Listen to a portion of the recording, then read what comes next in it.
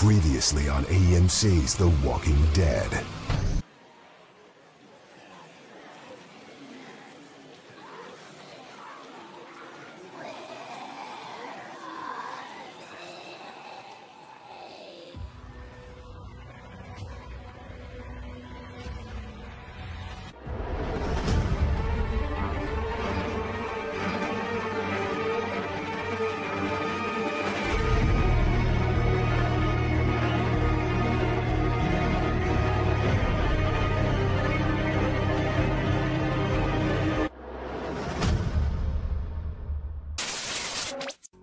Ah putain les potos, j'ai tellement pas envie de faire cette vidéo.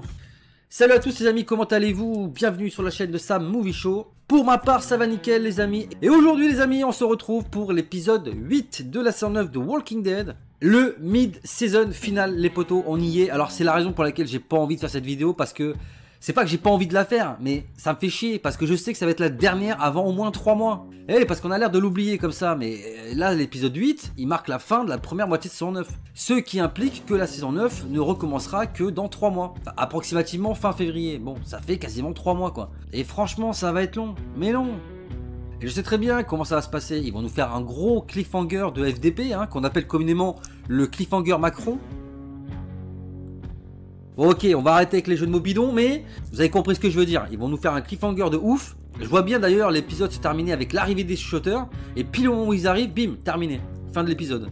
Voilà, rendez-vous dans 3 mois. Et vas-y, travaille ton imagination. En nous laissant, bien évidemment, avec plein d'interrogations, des questions en suspens, auxquelles on n'aura pas la réponse avant, encore une fois, on risque de me répéter, 3 mois. Alors j'avais évoqué dans l'épisode précédent le fait qu'il pourrait potentiellement y avoir des morts dans cet épisode, ce qui en soi paraît plausible dans la mesure où c'est encore une fois un mid-season final, et que c'est en général à ce moment-là de la série que Walking Dead frappe un coup en éliminant un de nos personnages, ou en tout cas en frappant fort, en faisant quelque chose de oufissime. D'ailleurs il me semble, si je dis pas de conneries, que dans la saison 8, c'est le moment précis où on avait décidé de montrer la possible mort de Carl, dans la mesure où c'était l'épisode où il annonçait à tout le monde qu'il s'était fait mordre. Que techniquement, dans l'épisode d'après, on avait compris que il allait mourir. Là, on sait en plus que les shooters arrivent, on sait la menace que représente ce groupe d'individus. Alors, bien évidemment, je me dis ça entre parenthèses parce que les gens qui ne lisent pas le comics, par exemple, n'ont aucune idée de qui sont les shooters. Donc au final, nous on est là en train de dire oui, on sait comment ça va se passer, on sait qui ils sont, mais c'est pas le cas pour tout le monde, et je peux le comprendre. Mais en tout cas, pour ceux qui ne connaissent pas les shooters, attendez-vous à un carnage, parce que les shooters, ils sont pas là pour blaguer quoi. Et c'est quelque chose que j'ai déjà évoqué dans certaines vidéos, mais les shooters font largement passer Negan pour le roi des bisounours. C'est vous dire à quel point ces mecs-là sont des tarés et à quel point ça va signer dans Walking Dead. Alors moi j'avais mis mon petit billet sur 2 personnages qui selon moi seraient sur la sellette, c'est Jésus et Eugène. J'en ai parlé dans l'épisode précédent. Déjà parce que Jésus on le voit mais beaucoup trop et honnêtement c'est très inquiétant. On sait que quand la série Walking Dead met en avant un personnage, en général il fait pas long feu. Ça a été le cas pour de nombreux personnages au préalable. Et également Eugène que bon on voit pas beaucoup. On sent qu'il a eu une évolution parce que bon, il y a le côté où il se bat, où il n'hésite pas à affronter les rôdeurs et on sent qu'il a changé, on sent qu'il a pris des initiatives, etc. Mais voilà, il y a ce côté où il essaye de déclarer sa femme à Rosita, mais qu'il n'y arrive pas, même si on sent que elle est au courant. Bref, vous m'avez compris. Peut-être que voilà, au final, il va mourir et que Rosita, ça va la faire chier parce que parce qu'elle savait que Eugène était amoureux et qu'il lui a pas dit. Enfin bref. Vous voyez où je veux en venir quoi. Parallèlement, j'ai envie de vous dire que c'est un peu con de raisonner comme ça, parce que même si ces personnages-là, en plus de pas trop être montrés à l'écran, d'être un petit peu secondaires, un petit peu mis de côté, et que potentiellement ce sont des personnages qui servent plus trop, et dont la série peut potentiellement se passer, il n'empêche que c'est pas tellement les seuls, hein. Je veux dire, ça peut être le cas également pour Aaron, surtout qu'en plus avec son bras en moins, est-ce qu'il sert encore à quelque chose? On ne sait pas. Ça peut être le cas pour Tara, ça peut être le cas également pour Enid, pour Siddiq, enfin il y a des tas de personnages comme ça au final qui sont en second plan, et qui peuvent très bien y passer. Bon, là j'essaie de raisonner avec logique. Voilà, c'est-à-dire que quel personnage est mis en avant depuis quelques épisodes, c'est Eugène d'un côté qui en plus de ça est plus ou moins porté disparu. Enfin, on sait qu'il est caché dans une grange, mais il est potentiellement extrêmement en danger. Et puis Jésus, encore une fois, pour les raisons que je viens d'évoquer, qui est totalement mis en avant, et sans vouloir être défaitiste, ça pue un peu du cul pour lui quoi. Et après c'est vrai que j'y ai pas pensé dans la vidéo de l'épisode 7, Mais c'est vrai que Aaron, il peut aussi être en danger. Surtout que l'on sait qu'il y a 4 personnages dans cet épisode 8 qui vont être impliqués directement, potentiellement être très en danger. C'est Daryl, Eugène, Aaron et Jésus. Donc c'est possible également que Walking Dead frappe un gros coup en éliminant directement 4 personnages. Bon, ça me paraît fort improbable parce que sérieusement, tuer Daryl maintenant, surtout avec le fait que Morgan soit plus dans la série, que Dwight il est plus là non plus, que Negan est vraiment mis en retrait, que Rick est parti de la série, que Maggie a également quitté le show. Enfin, ça commence à faire beaucoup de gros personnages d'un coup qui ont quitté le show. Donc je pense qu'il faut vraiment qu'ils fassent gaffe à quel personnage ils vont choisir d'éliminer, en sachant qu'il faut pas que ça soit des gros personnages principaux comme Daryl ou Carol par exemple, mais de l'autre côté que ce soit pas des personnages secondaires comme le mec bourré qui a essayé d'attaquer Maggie. Il y a quelques épisodes de ça, et dont, excusez-moi du terme, mais tout le monde se fout. Bref les amis, on va arrêter là pour l'intro, parce que bah du coup je pourrais parler pendant 100 ans à évoquer des possibilités de scénarios possibles dans cet épisode, sans jamais réussir à trouver le bon, et au final... il faut quand même que je présente l'épisode quoi. Alors l'épisode d'aujourd'hui s'appelle Évolution, ou Evolution hein, pour les bilingues. Et évolution ça peut vouloir dire beaucoup de choses, notamment une évolution de la série en elle-même. Peut-être que ça va marquer un tournant dans l'histoire de Walking Dead. Et donc les amis, sans perdre plus de temps, parce que je sais que vous attendez ça, on va lancer immédiatement l'épisode. C'est parti. Ah, on a la grosse horde de rôdeurs. Ah, ils sont 130, voire 140, ça fait quand même une grosse horde. Hein. C'est vrai que c'est quand même ultra bizarre, ils ont l'air de tourner en rond au final. Comment? Alors, est-ce qu'on va avoir un premier chuchoteur? Ah.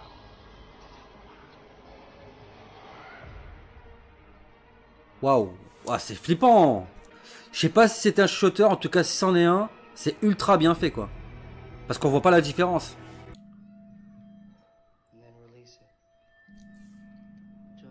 Qu'est-ce qu'il fout là, Gabriel avec Negan? C'est intéressant quand même de voir le père Gabriel discuter comme ça avec Negan. Ah, apparemment à l'époque où il pétait les plombs par rapport à sa femme et qu'il voulait mourir, c'est Gabriel qui est venu l'aider à surmonter ses problèmes quoi. Mais ce qui fait plaisir également, c'est que bah il y a des gens qui l'aident quoi, malgré tout le mal qu'il a fait, et il le laisse pas crever comme une pauvre merde quoi. Le mec qui fout la merde dans le couple, tu sais, en train de lui dire que Rosita parlait d'un autre homme dont elle pourrait être amoureuse.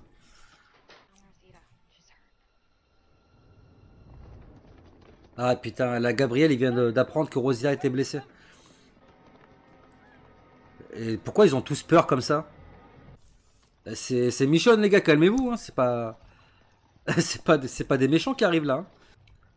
Je comprends pas comment ça se fait qu'ils soient aussi terrifiés par l'arrivée de Michonne quoi. Ou alors ils ont pas vu que c'était elle.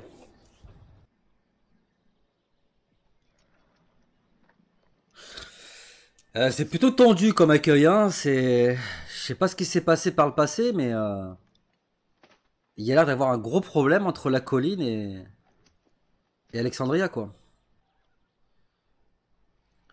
La question c'est, va-t-on savoir au bout d'un moment ce qui s'est passé? Parce que là, ça devient un peu pénible quand même, comme situation. C'est très tendu également entre Michonne et Tara. Hein. C'est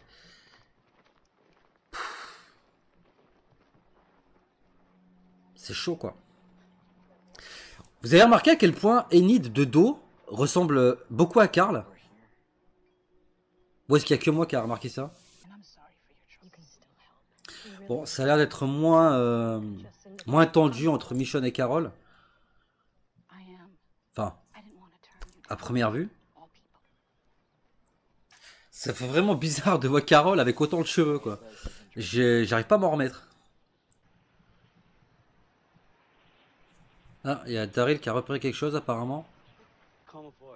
Ouais, il entend la horde au loin, quoi. On dirait qu'elle lui fait des adieux. J'espère qu'ils vont pas toucher à Carol. Hein. Même si j'aime pas sa coiffure, j'ai pas envie de la voir mourir. Alors ça, c'est pas bon signe. Hein. Parce que la horde de rôdeurs, ils étaient à peu près 130, 140. Et d'après les estimations de Jésus, elle a doublé de volume. Ouh! Enid, elle est avec Aiden? Ah, le pauvre Henry, quoi. Ah, ça se fait pas de rigoler, mais bon, c'est marrant, quoi. Et Negan, c'est vraiment un gros bâtard, quand même. Oh oh, il est pas content, Gabi. C'est qui, ça? Encore des nouveaux personnages. Eh bien, décidément, c'est la saison spéciale nouveaux personnages, quoi. Allez, putain, ça faisait longtemps qu'on n'avait pas entendu parler d'Oceanside. Alors, est-ce que ma théorie serait foirée? Bonne question. Ah, Rosita se réveille. Oh là là, et elle a l'air vraiment ultra flippée, Rosita. C'est vraiment inquiétant, là. Oh oh! Mais c'est magnifique! On se croirait dans un film d'horreur bien glauque, tu sais. Alors, est-ce que c'est la grange, enfin la fameuse grange où serait caché Eugène? Ah, ils ont trouvé Eugène, ça y est. Putain, mais il est caché où dans le... Ah, dans une trappe, ok. Oh la vache, et... Il a l'air ultra terrifié, Eugène. Hein. Je sais pas ce qu'il a vu, mais... Ça annonce rien de bon. Eh ouais, enfin. Il leur dit que c'est les rôdeurs qui parlent, quoi. Ils vont jamais y croire. Ils vont croire qu'il a pété un câble, quoi. Eh, ils se font rattraper quand même relativement vite. Hein. C'est bizarre, ça aussi. C'est la fin du monde, alors bon... T'es adolescent... On va se torcher la gueule, quoi. Normal. Bon, en général, dans les films d'horreur, quand il y a un groupe d'adolescents dans une maison perdue dans la forêt, comme ça, en pleine nuit, avec de l'alcool, on sait très bien comment ça se termine, hein. Du sexe et des morts. Qu'est-ce qu'ils foutent avec ce rôdeur? Ah, ils jouent aux fléchettes Ok, ouais, pourquoi pas. Chacun s'amuse comme il veut, quoi, hein. Après tout. C'est complètement stupide ce qu'ils font, quoi, mais vraiment. Ne serait-ce que par respect pour la personne qui était ce zombie avant d'être un zombie, quoi. Qu'est-ce qu'il faut? Il pisse dessus? Mais... Non, mais il est débile, quoi. Ah, Henry, fais gaffe. Henry, fais gaffe. Ouais, ouais. Henry, il est humain, quoi. Ah ouais, donc vous vous barrez, vous le laissez dans le trou, quoi. Sympa, les potes. Ah, non. Alors, Eugène qui pense que, en fait, les zombies parlent parce que ce serait une sorte de... d'évolution des zombies. Ce qui pourrait expliquer le nom de l'épisode, d'ailleurs. Mais ça me paraît un peu gros. Bah, surtout que nous on sait en plus que les shooters c'est des êtres humains qui se déguisent simplement en rôdeurs. Donc sa théorie ne tient pas la route. Ah, j'aime pas ça, c'est Daryl qui va rester en arrière. Et j'espère que c'est pas lui qui va y passer dans cet épisode. Là j'aurais vraiment la haine. Hein. Ah, c'est con, t'as perdu ta balle. Qu'est-ce qui se passe avec la porte là? Que pardon? Attends, comment ils ont fait pour laisser la porte ouverte? Ah putain. Ah, Negan, il est libre. Enfin, putain, enfin il sort de sa prison. Bon, de manière bizarre certes, mais il sort enfin de sa prison. Putain, ça fait du bien. Alors, Henry qui est en prison pour ébriété sur la voie publique, visiblement. Ah, c'est sûr, il va pas dénoncer les gens avec qui il a picolé, mais bon. C'est un peu fort de l'enfermer en prison juste parce qu'il a bu, quoi. C'est débile. Ah, mais en fait, ils ont vraiment fait des lois, et je pense que c'est les lois qu'a pondu Michonne à l'époque. C'est-à-dire, t'es en état d'ébriété, tu prends 2 jours de prison, tu voles un cochon, tu prends une semaine, enfin... Je suppose que c'est des trucs comme ça, quoi. C'est plutôt une bonne chose, au final. Ça aide à garder un semblant de vie en communauté, quoi. Ah, Daryl qui veut faire diversion avec des pétards. Ah ouais, ils vont pas du tout là où ils doivent aller, en fait. Au lieu d'aller vers le bruit, ils vont à l'opposé du bruit, quoi. Et ça, c'est vraiment pas normal, quoi. Aïe, aïe, aïe. Ça pue la merde, les gars, ça pue la merde. Eugène, il a vraiment l'air de souffrir, quand même. Hein. C'est ultra flippant. En plus, ils sont dans un cimetière. Ça rajoute de l'horreur et du glauque, en fait, à la scène, quoi. C'est ultra bien fait, quoi. Ah, ils sont bloqués, ils vont devoir se battre, quoi, ils ont pas le choix. Là, je suis en stress parce que je vois qu'il reste plus beaucoup de temps, il reste 4 minutes à l'épisode. Et je suis en train de me demander qui va y rester, quoi. Eh, Jésus, il sait se battre, hein. Et il blague même pas. Ah, putain, Michonne qui vient d'arriver. Et Magna? Ah, il y a le groupe de Magna qui arrive en renfort aussi. Ça claque. Pouah, c'est... Eh, c'est badass, quoi. C'est énorme, hein. Non. Oh, putain. Oh, putain, et c'est Jésus qui y passe, non. Oh, putain, j'en ai... Ah, je m'en doutais, je m'en doutais. Oh, putain, ça fait chier, là. Ah, putain, Jésus. Non. Ah, mais c'était sûr, je vous l'ai dit, on le voyait trop présent à l'écran. C'était obligé que ce soit lui qui y passe. J'espérais que ce soit pas lui, hein. Mais, ah, putain, ouais, ça casse les couilles, là. Et donc là, ils vont découvrir au final que c'est un humain qui a en dessous la peau du rôdeur, quoi. Forcément. Beaucoup trop tôt, beaucoup trop tôt. Ah putain, il y en a encore d'autres à côté. Oh la vache. Ah putain. C'est fini. Oh putain. Je savais qu'ils allaient finir avec un cliffhanger d'enculé, quoi. Ah bordel. Bon. Et ben voilà les amis. Fin de cet épisode 8. Alors un épisode où je reste quand même énormément sur ma faim. Déjà parce que il s'est pas beaucoup passé de choses. On n'en a pas appris beaucoup plus sur les questions que l'on pouvait se poser tout au long de ces 8 premiers épisodes. Notamment de ce qui s'est passé entre le moment où Rick a disparu et le moment présent. On sait qu'il s'est passé beaucoup de choses. Alors moi j'ai longtemps évoqué le fait que Oceanside avait un rôle à jouer dans les tensions qu'il y a pu avoir entre la colline d'un côté et Alexandria de l'autre. Même si apparemment il a été évoqué le fait que Oceanside existe toujours. Ça a été évoqué notamment par la discussion qu'a Henry avec les nouveaux jeunes adolescents qui sont les nouveaux personnages de cette saison 9. Cependant, dans les faits, il n'y a rien qui évoque le fait qu'ils soient tous en vie, rien n'évoque le fait qu'ils n'aient pas participé au conflit et au clash opposant la colline et Alexandria, voire un peu le royaume également. Surtout que la dernière fois qu'on a vu Oceanside, bah, ils foutaient un peu la merde, quoi. Alors certes, on peut comprendre qu'ils avaient cette envie de revanche par rapport aux victimes causées par les Saviors au sein de leur communauté, chose que l'on peut tout à fait humainement comprendre. Mais en tout cas, c'est les derniers moments qu'on a eu par rapport à Oceanside.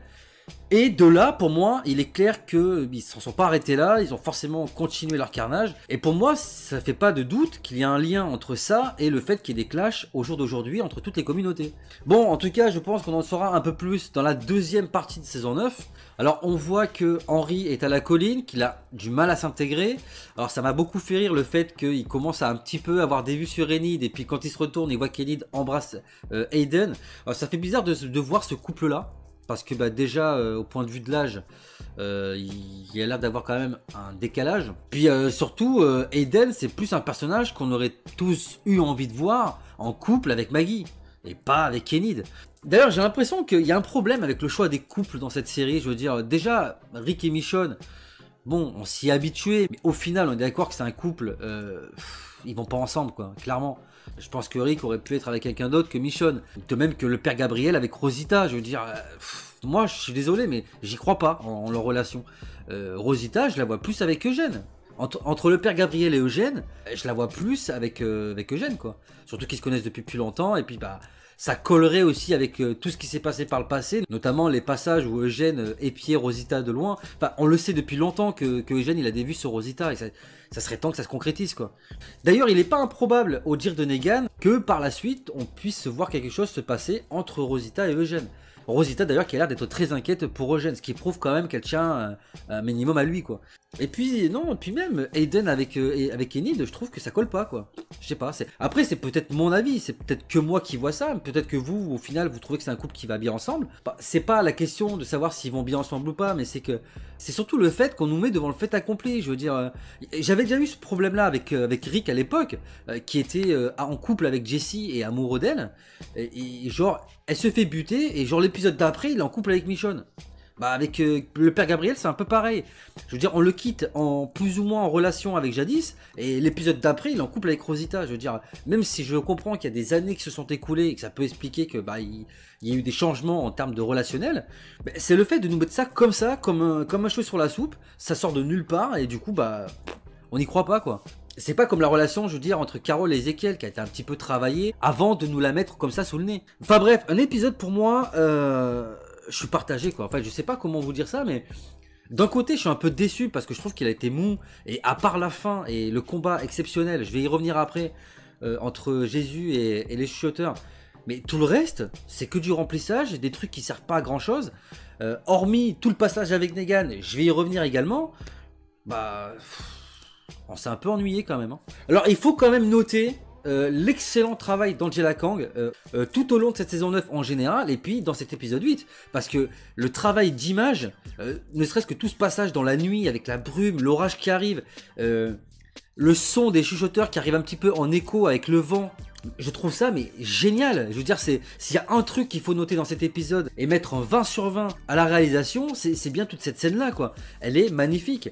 Elle nous renvoie à ces anciens films d'horreur des années 80-90 avec cette tension, cette ambiance un peu glauque, puis flippante. Hein. Faut le reconnaître que les shooters, leur arrivée, elle est ultra flippante parce que on sait qu'ils sont là, mais on sait jamais où ils sont. Parce qu'au final, toute l'angoisse qui découle des shooters viennent du fait qu'on ne sait pas à quel moment ils vont attaquer, on ne sait pas qui ils sont, parce qu'ils sont mélangés dans une horde de rôdeurs qui est quand même assez grosse. Hein. Elle démarre au début avec approximativement 130-140 rôdeurs, et par la suite, on apprend qu'elle a doublé de volume. Donc ils sont presque 400 rôdeurs autour d'eux. Et au milieu de tout ça, on a des individus totalement humains qui sont déguisés en rôdeurs et qui se fondent dans la masse pour attaquer. Et de quelle manière? Je veux dire, putain, Jésus quoi. La façon dont il meurt, c'était bien pensé, c'était bien trouvé, mais putain, je suis sur le cul quoi. Déjà parce que je voulais pas qu'il meure, et puis cette manière, je veux dire, il est là en train de tuer des rôdeurs de manière tout à fait normale, que nous, spectateurs, on a l'habitude de voir. Puis là, d'un coup, il se passe un truc qu'on n'attend pas quoi. Ce rôdeur qui esquive le coup de Jésus et qui le plante par derrière avec un coup de couteau, enfin putain, je suis scié quoi, je suis scié. Mais c'est génial en fait. Enfin, c'est là où cet épisode il est ultra bon. C'est que d'un côté tu te dis putain, c'est vrai que c'était un peu mou, mais il se passe tellement de bonnes choses. Je veux dire, Negan qui s'échappe de sa cellule, la façon dont Jésus meurt avec ce shooter, enfin ce rôdeur, dont on comprend très vite que c'est pas un rôdeur normal, enfin comme les autres, et que c'est un shooter, donc un homme déguisé en rôdeur sous l'aspect d'un zombie quoi, qui se retourne comme ça, qui esquive et qui le tue. Enfin. Et puis avec cette ambiance et tout, enfin moi j'ai trouvé cet épisode excellent quoi, vraiment. Et franchement, je sais pas quoi vous dire de plus à part merci. Merci Angela Kang, merci de sauver cette série.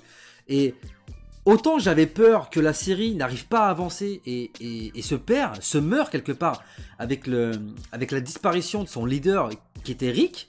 Et au final je me rends compte que non, la série ne va pas mourir. Oui, la série peut avancer, oui, la série peut continuer à exister sans Rick.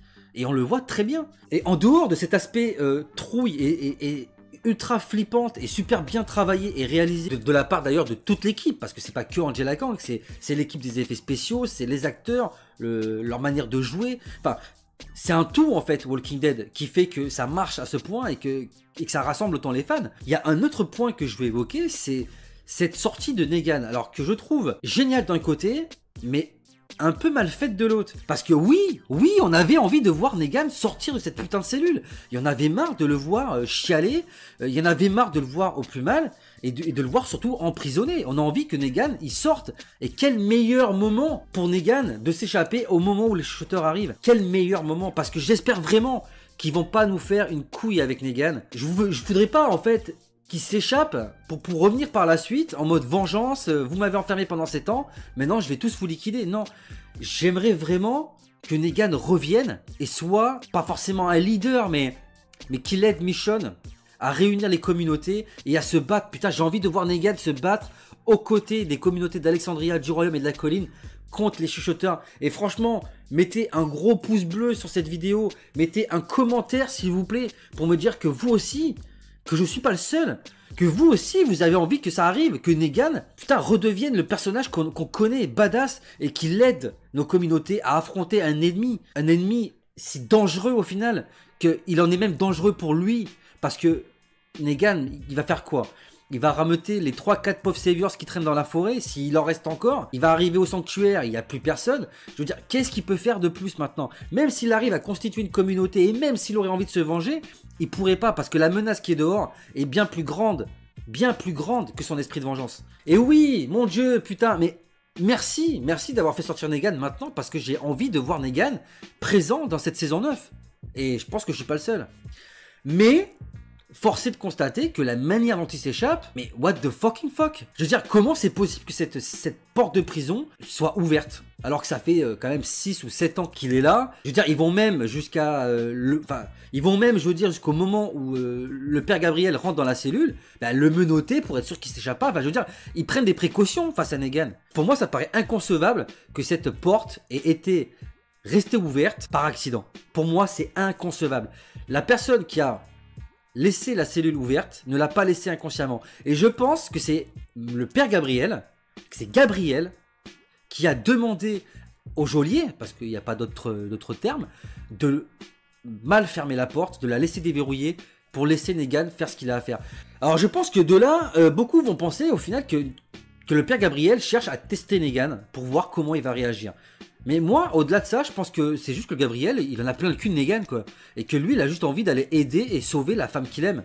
Et qu'il n'a pas que ça à foutre d'aller nettoyer la merde de Negan. Donc je pense qu'il a décidé de le laisser sortir parce qu'il en a marre. Peut-être que pour lui, il n'y a aucun moyen de sauver Negan. Et au final, bah, qu'il sorte dehors et qu'il crève tout seul. Moi, je suis pas persuadé que le père Gabriel ait délibérément laissé Negan s'échapper parce qu'il pense que Negan représente une menace. Je pense qu'il est persuadé que Negan ne représente plus de menace pour ses groupes, que sont Alexandria, la colline et le royaume, et que peut-être il ne survivra pas tout seul. De toute façon, quoi qu'il en soit, les amis, je pense qu'il faut faire confiance à Angela Kang. Je pense que le choix qu'elle a fait de décider de laisser sortir Negan, je pense clairement que c'est ni plus ni moins pour que Negan revienne aider les communautés, et de là va arriver la rédemption de Negan. Et je pense que Negan, il faut en faire un allié. Voilà, il faut plus en faire un méchant, il faut que ça devienne un allié et un leader au sein de Walking Dead. Parce que au final, il n'y a plus de leader. Morgan n'est plus là, Rick n'est plus là, Maggie n'est plus là. Donc au final, et puis maintenant, Jésus est mort. Donc qu'est-ce que tu veux mettre comme leader? Il faut que Negan redevienne un leader, mais un leader dans le bon sens du terme. Bon les amis, je vais pas trop m'attarder sur cet épisode parce qu'il y a, en dehors de l'arrivée des chuchoteurs et en dehors de la libération de Negan, bah il n'y a pas tellement grand chose à parler quoi. Voilà, je pourrais parler de Henry, oh là là, le pauvre qui arrive dans une communauté, qui a du mal à se faire des amis et qui part picoler avec des ados. Bon, est-ce que c'est bien intéressant? Je ne pense pas, je pense que le plus important de cet épisode, vraiment, c'est Negan, les chuchoteurs. Et je pense que c'est voulu.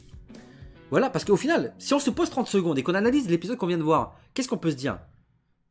Si on essaie d'évoquer le principal dans cet épisode, à quoi on pense? On pense à Negan et aux chuchoteurs. Et là, bim, tu fais le rapprochement, tu fais le lien. Et ça résume tout ce que je vous dis depuis tout à l'heure, à savoir Negan, les chuchoteurs. Negan va aider les communautés à combattre les chuchoteurs, ça ne fait aucun doute. Alors, il y a un trailer qui est sorti, les amis. Peut-être un peu trop tôt à mon sens, parce que du coup ça nous spoil énormément de choses. Alors déjà, ce qui est spoilé, et c'est vraiment dommage, c'est que Jésus, eh ben, ne comptez pas qu'il ait survécu, parce que bah, malheureusement Jésus, voilà, il est mort quoi. Hein. On le voit traîner sur un cheval, enfin ramené en tout cas à la colline sur un cheval, donc on voit qu'il est inconscient et que potentiellement il est mort. Enfin il y a toute une scène qui est filmée au-dessus des personnages, et où on voit un cercueil, bon bref, on a compris que c'était un enterrement, et que bah, forcément c'était l'enterrement de Jésus, donc... Voilà, Jésus, on sait que c'est mort. Alors on voit également tout un passage où Negan va un peu explorer Alexandria. Je sais pas ce qu'il va y faire. Il se balade avec une pelle, je sais pas ce qu'il cherche. Et par la suite, on le voit repartir au sanctuaire. Donc, reste à savoir comment ça va se passer avec Negan. Encore une fois, je veux pas me répéter, mais j'espère vraiment qu'il va aider nos amis à combattre le mal que sont les chuchoteurs.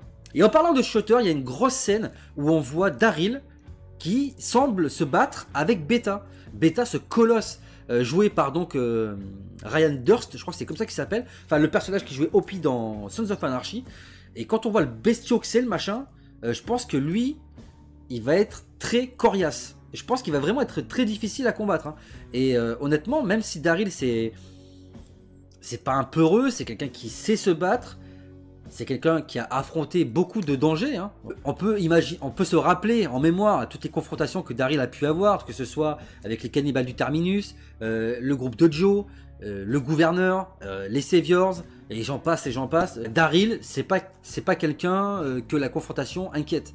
Mais là, d'ailleurs, dans le peu d'extraits qu'on a pu voir, on voit que Beta met vraiment à mal Daryl, quoi. Donc je sais pas comment ça va se passer. Et franchement, dites-moi dans les commentaires de la vidéo si vous pensez comme moi, mais ça serait pas énorme que Negan arrive à ce moment-là pour sauver Daryl ou Dwight. Franchement, oh putain, et franchement, rien que d'en parler, j'imagine déjà la scène, je m'imagine déjà la deuxième partie de saison et putain, je suis hypé de ouf quoi. Bon voilà, en tout cas les amis, tout ce que je peux vous dire pour cet épisode 8, je vais pas vous évoquer davantage ce qui se passe dans le trailer de l'épisode 9, ou en tout cas ce que pourrait être en partie les extraits de plusieurs épisodes de la deuxième partie de saison 9. Je vous mettrai un lien pour ceux que ça intéresse dans la description de la vidéo, donc n'hésitez pas à aller voir cette vidéo, elle vaut le coup d'œil, même si elle spoil pas mal. C'est quand même un trailer qui est ma foi fort intéressant et surtout très alléchant.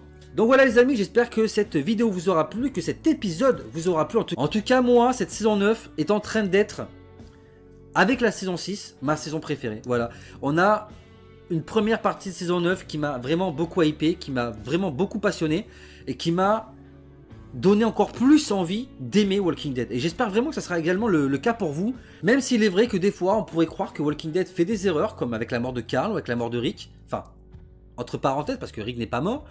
Les choix des personnages comme Maggie, de vouloir partir, enfin bref, ça peut être pris comme des erreurs, ça peut être pris comme des dangers potentiels pour la survie de la série, et on se rend compte au fur et à mesure des épisodes que putain, même si ces personnages sont pas là, avec le travail qui est fait par toute l'équipe, que ce soit les showrunners, le cast, ou même encore les acteurs eux-mêmes, et puis la production à côté, bah franchement, on arrive à oublier tous ces personnages-là qui sont partis, et on arrive à continuer à aimer et à suivre les aventures de nos héros, et franchement, ça fait du bien, quoi, ça fait du bien. N'hésitez pas, les amis, dans les commentaires de la vidéo, à vous lâcher, donnez-moi vos impressions, vos avis, vos théories, vos analyses, qu'est-ce que vous aimeriez voir dans la suite de cette saison 9, qu'avez-vous pensé de cet épisode 8? N'hésitez pas à vous lâcher dans les commentaires, je me ferai un plaisir comme d'habitude de vous lire et de vous répondre, car j'adore débattre de la série avec mes abonnés, donc n'hésitez pas tout simplement.